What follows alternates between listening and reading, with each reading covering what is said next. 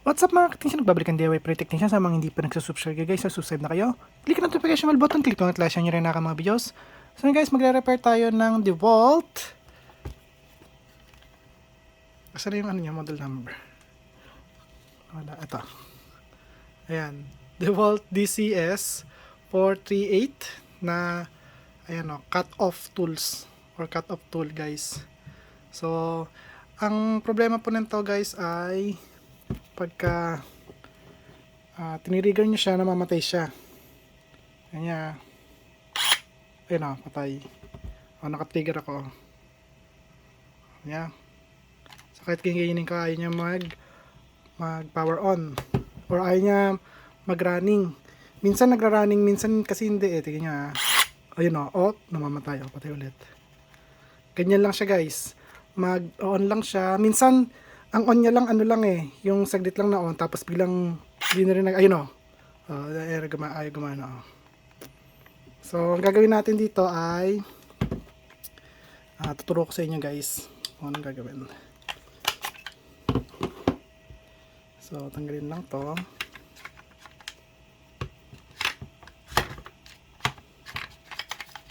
Itong guard nya, tanggalin natin. Tapos, kailangan nyo ng ito. So, kailangan nyo ng T10, T15, tsaka M5 or B5. So, hex siya guys, kasi ito, kaya naging B5 to dahil security siya. Ayan o, meron siyang butas. Ito, T10, may butas.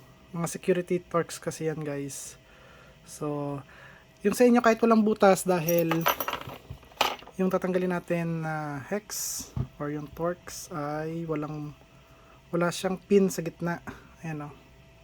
So, okay lang yun kahit walang butas guys. Ito kasi tatanggalin natin to ng M5 or meron naman siya rito pantanggal kahit di nyo na kailanganin yung M5 na ganito na bit.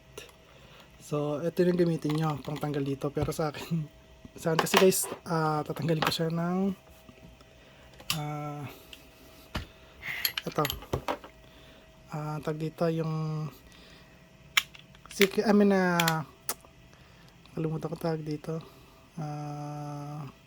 screwdriver pala to na ano, torque screwdriver kasi may label siya ng pwede siya i-torque. So ayan, screwdriver lang kasi nakalagay dito pero torque kasi to guys eh.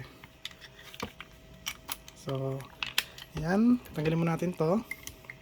So pindutin nyo to pag nyo siya tanggalin. Ang pagtanggal dito guys ay clockwise ang ikot.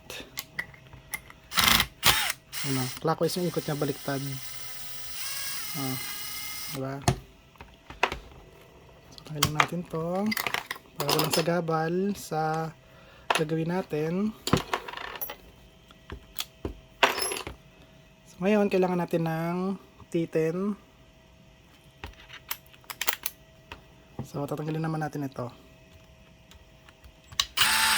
Ang problema nito kasi guys, kaya ganun nangyayari sa kanya. Sa unang ano niya, galaw niya, akala niya kasi okay yung sensor. Sensor kasi sira nung pagkaganito, guys. Kasi paano ko nalaman, dahil ito, ayun oh, libre naman siya oh. Hindi naman siya, wala siyang sabit. Sabi ko ay sensor lang to. Kaya papakita ko na rin sa inyo. So alisin natin to.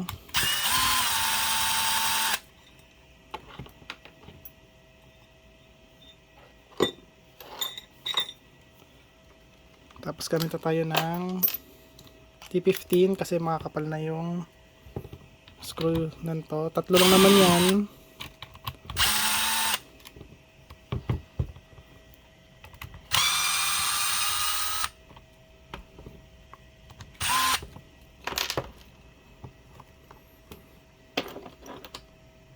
Tapos tanggalin natin yung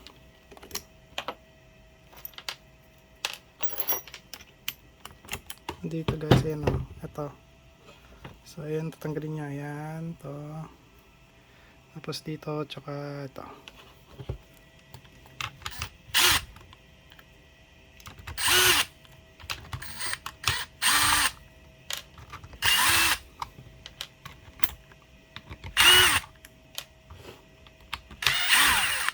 T10 to yung tinatanggal ko na to. Ang T15 kasi guys, yung dito lang sa may lugar na to. Yung tatlong screw.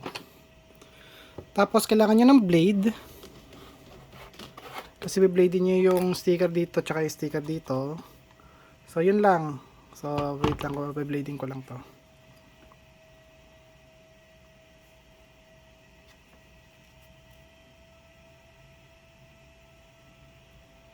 So ayan. So ito, blade nyo. Ayan. Tsaka yung dito sa kabila. Ayan. Ayan, kaka-blade lang yan. So bubukan nyo siya, ayan o. Ayan o, nakita nyo nagdidikit pa yung, meron pa siyang adhesive. Tingnan nyo ayan o. Tapos dito. Ayan, para mabuksan to. Ayan o. So ngayon, galaw-galawin nyo lang siya.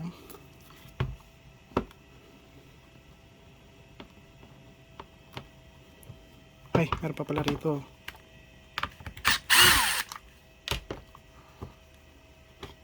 Ayan. So, tanggalin nyo lang tong lugar muna rito. Tapos, itong makina na to. So, nakita nyo dito. T10 to. Ayan.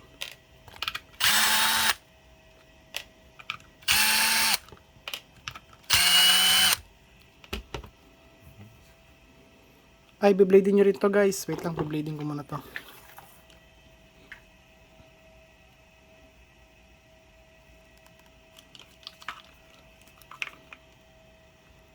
Ayan, okay na. So, tignan nyo to. Pagka binuksan siya, ayan o. Ganyan dapat. So, bakit di ko pinapatanggal sa inyo yung sticker? Kasi pag binilik nyo yan, mga sir, mahirap na po siya ikabit. Mahina na yung ano niya, yung pinaka-adhesive. So, blading nyo na lang. At least, nandiyan pa rin yan. So, tanggalin lang to. Tapos, tanggalin yung eto. So, yung eto guys, may sensor to rito. Ayan o, dyan. So, tanggalin nyo lang tong cover na to.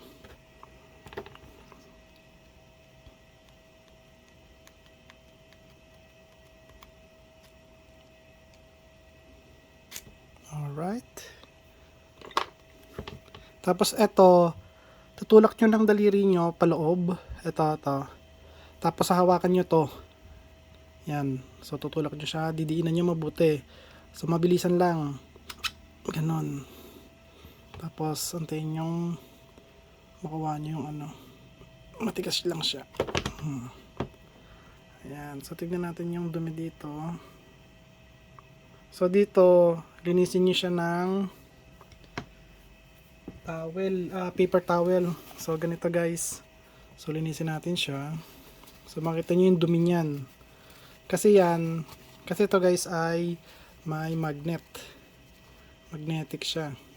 So nasa-sense ng sensor dyan ay yung dumidikit kasi dito guys metal eh.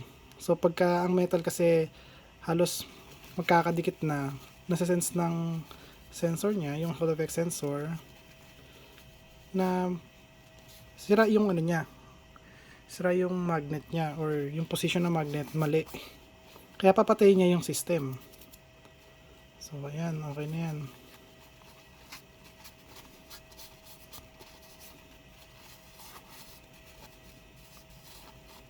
Ayan, okay na yan. So next natin yung nandito. Wait lang guys.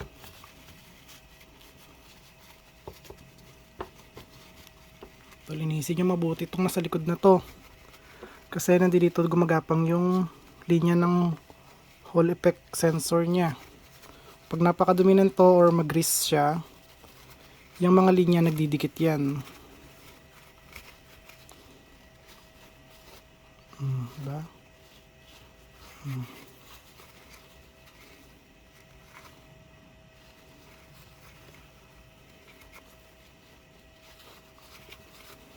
Oh, yan lang.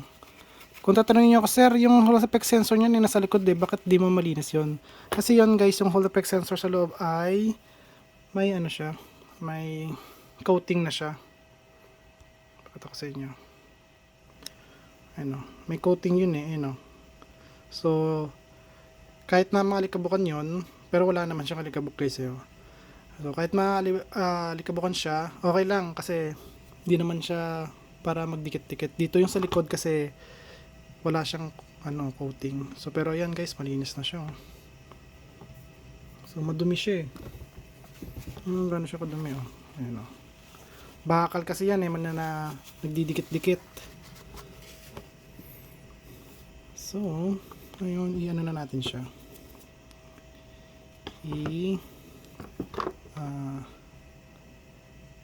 Kabit na natin to. So, ang pagkabit nito, mga sir, ano lang to, yung isabay nyo lang kung ano yung ano niya, pattern. Ayan, nakita nyo, may blue dito sa taas. Tapos ito, nakita nyo to, may uka rito. So, pag ganyan siya, ayan. Ayan. Tapos ito, ano na yung mga, ano niya, nakit na. Ito guys, papasok nyo naman siya dito. Bibiglain siyang hatakin dyan sa loob. So, kailangan dito yung kamay nyo para pag hinatak, hindi dire-diretso.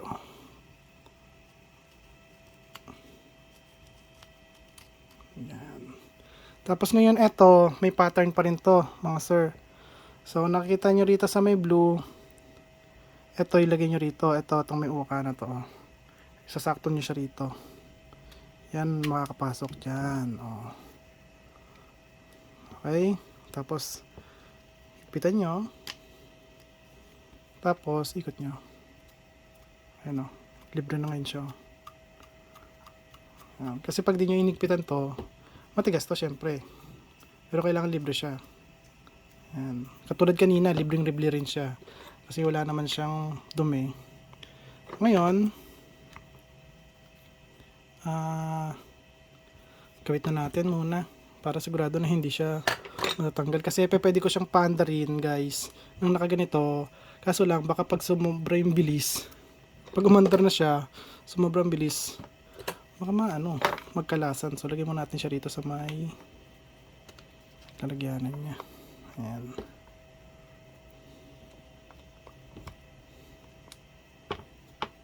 Pinakalalagyanan niya. Kailangan maayos yung pagkakalagay para hindi sabit-sabit.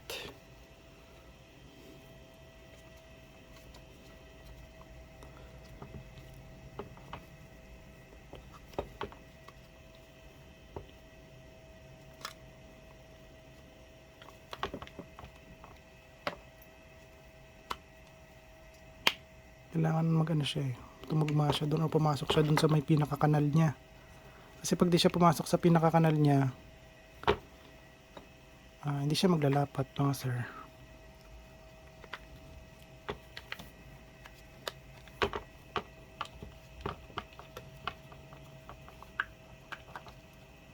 Yan. O, diba? Tapos, yung torque na gagamitin natin dito, number 3. Sa ano yan guys, sa T10. Tapos, torque number 5 sa T15. Para hindi over torque. O, diba? Sakto lang.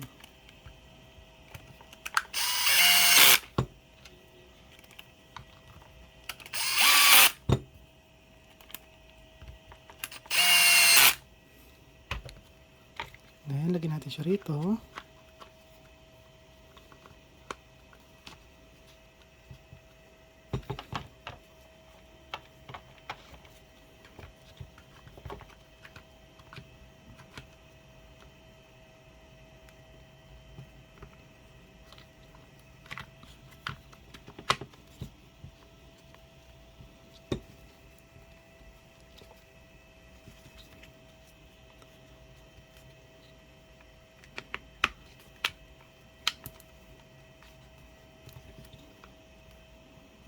Okay. Lagyan natin na to.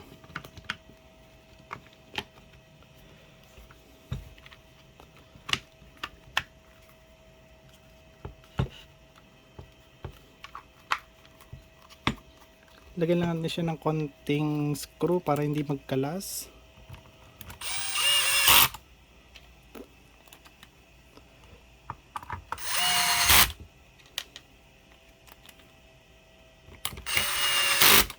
And then, try natin.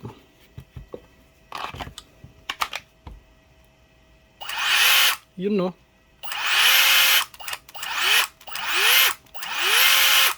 Nice. Okay na. Okay na to mga sir. So, lagyan lang natin to. Linisin ko lang to guys. Ayun na madumi. So, lalagay ko lang to. Tanggalin ko muna yung mga dumi nito. Kasi yung dumi nito guys ay metal. So, ayoko na pumasok na naman siya dun sa loob.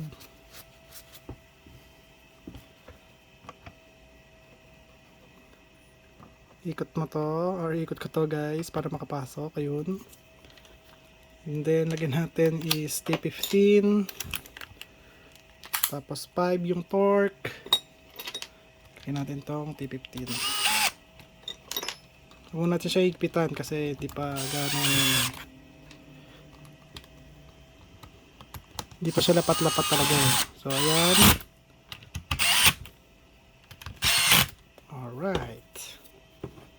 Okay. So, lagyan natin siya ng bala.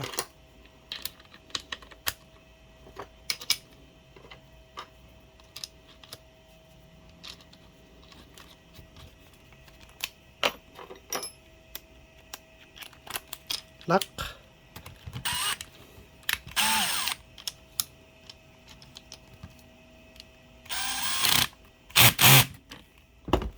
Alright, tignan natin kung aandar na siya.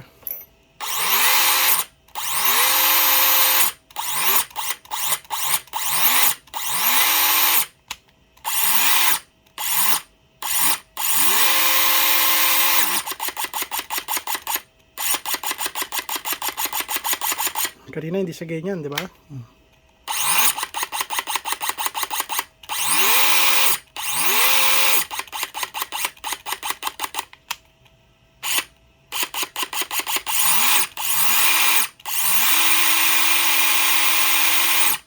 Alright, okay na. Kakabit ko na lang yung ibang screw dyan, tsaka yung guard niya. After na itong video natin, guys. So, kung nagustuhan yung video ko, huwag kalimutan mag-like, share, subscribe. Click notification bell button. Click na guys. Bye. Peace.